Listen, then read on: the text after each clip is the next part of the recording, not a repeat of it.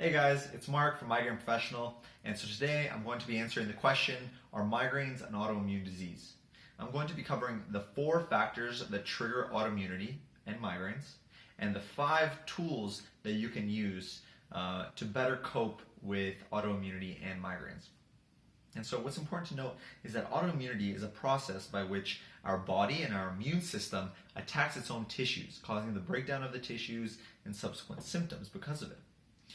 So, for example, in multiple sclerosis, the immune system attacks the brain and the nervous system, causing the breakdown of it, and we end up with things like paralysis, and we lose the ability to breathe and things like that.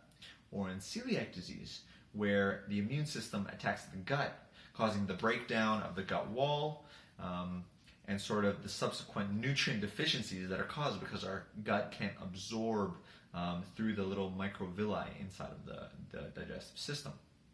So it's really important to understand that autoimmune diseases are growing at an incredibly fast rate. It is said that over 50 million Americans have an autoimmune disease, and that only 1 in 3 are getting diagnosed. There's over 140 conditions, medical conditions, that are now classified as autoimmune. And it's growing every day because as technology advances and we find these antibodies that our body is producing against itself, more and more conditions are being diagnosed as autoimmune. So, the 4 factors that we want to kind of understand that trigger autoimmune disease and that also contribute to triggering migraines are genetics, environment, leaky gut, and trauma. And so genetics are basically, they're the hand that we get dealt, and they are what give us our predispositions. So our predispositions are basically that weak link on our chain. So that weak link, whenever the chain has tension put on it, it's that weak link that's going to break. For migraine sufferers, it's their brain. For people with arthritis, it's their joints, etc. So then we have environment. So the environment, it's really important to understand that all of your environmental sort of inputs are affecting the way your body's functioning, and they could be stressing you. So the biggest environmental input that we have is diet, because diet is going directly into us, it's getting directly absorbed into our body, into our bloodstream. So it's either giving us the nutrients we need, feeding our body so it can repair and fix itself, grow better brain cells, or it's contributing to the inflammation, the oxidation, the stress on the body, the blood sugar dysregulation, the hormone imbalance, and the breakdown of our brain cells. So environment has to be addressed. Then we have leaky gut. So it's actually been found that leaky gut is one of the pillars of autoimmunity, because if our gut is leaky, then foreign particles can go through the gut into the bloodstream, and this triggers the immune system to act, to go on a high alert. And so leaky gut, gut dysbiosis, gut infections, those are all huge strains on the body, and they're harder to regulate because inside of the digestive tube, there's actually no blood. So these infections can grow, and they can just stay there for years and years and years, adding stress to the system. And then there's trauma. So emotional stress and trauma, and especially adverse childhood experiences, the ACEs, have been found to be massive in autoimmunity and autoimmune disease. The kind of emotional tensions that we develop as children, we can take that on. If we don't resolve it, we can take that on to our grave. For our entire lives, we can carry around that tension. So that tension is sort of winding up the nervous system, and it's creating a lot of problems in the body because we're holding on to that. We have to remember that as children, we set the foundation for our lives. So the foundation for our immune system function, the foundation for our nervous system function. So after the 4 factors, when we kind of understand what is causing our autoimmunity, what is triggering our migraines and our flares, we have to understand the 5 tools that we can use to kind of combat that. So number 1 is making sure that we reduce stress. So the mind and the mental, they're at the very top of the totem pole of priorities of the body. If you are stressed out, whether that be because of work, because of money, because of relationships, because of trauma, if you are stressed out, it cascades into every other system down the body. So that has to be addressed. So whether that be through mindfulness or through yoga or some sort of technique where you can center yourself and ground yourself and let go of all the problems that have nothing to do with anything that you can't do anything about. Then there's electromagnetics. So electromagnetic stress has become incredibly large in the last 20 years. And so we don't even know what is going to happen in another 10 years. We don't know the effects of all of this electromagnetic stress, but we're starting to see how it is sort of turning on our immune system, it's heating our bodies, it's scrambling our body's ability to function, because we're bioelectric beings and we function on a small amount of electricity. So adding in all of these sort of electromagnetic waves into our airspace is having adverse effects on us. So simple things like keeping our phone away from us as much as possible. We know social media addiction is a real problem. Keeping our Wi-Fi sort of as far away from you and where you sleep. Don't sleep near electrical outlets.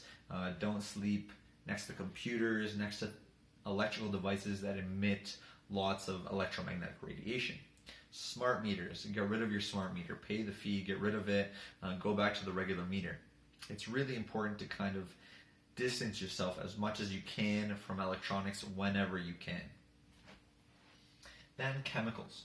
So chemicals, again, they're highly unregulated until a huge problem kind of shows up. So they're generally regarded as safe.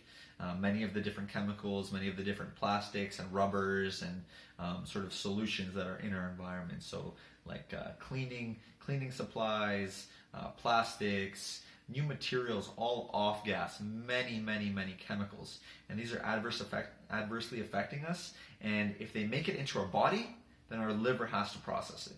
Our liver has to detoxify it, our liver has to excrete it out, or it has to come out through our organs of detoxification. And so it's important to eliminate as much chemical stress as we possibly can.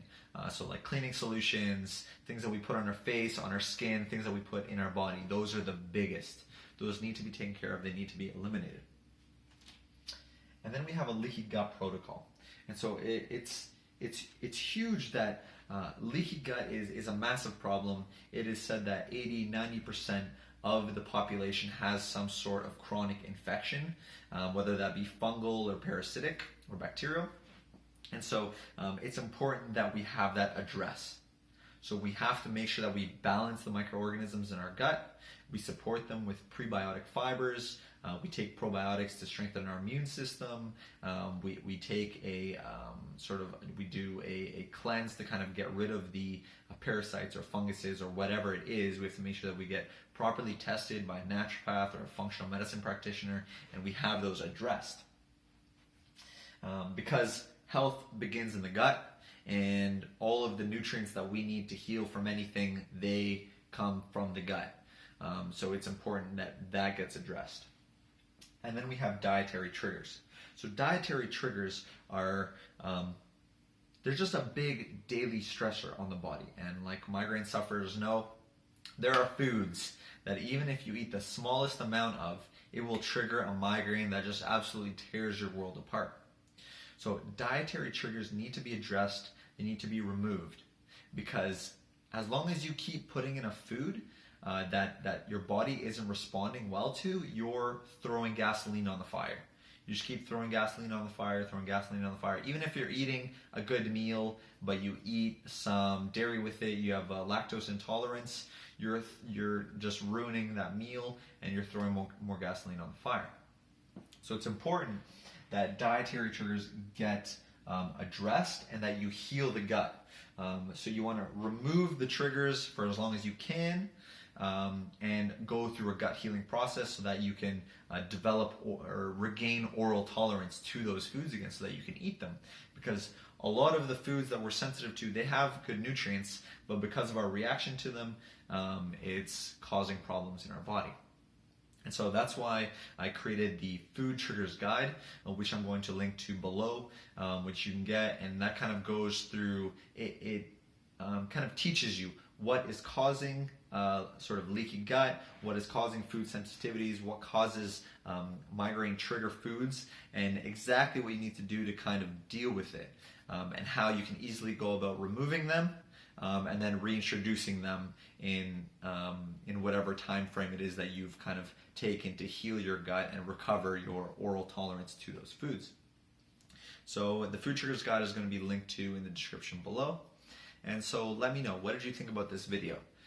Let me know in the comments, make sure you share, and yeah, let me know. Thanks. Hey, it's Mark from Migraine Professional. Thank you for watching this video. Remember to subscribe in the bottom left corner, and head on over to the website in the description if you want to learn more about migraines and headaches than you've ever known before. And so let me know, how did I do in the video? Thanks.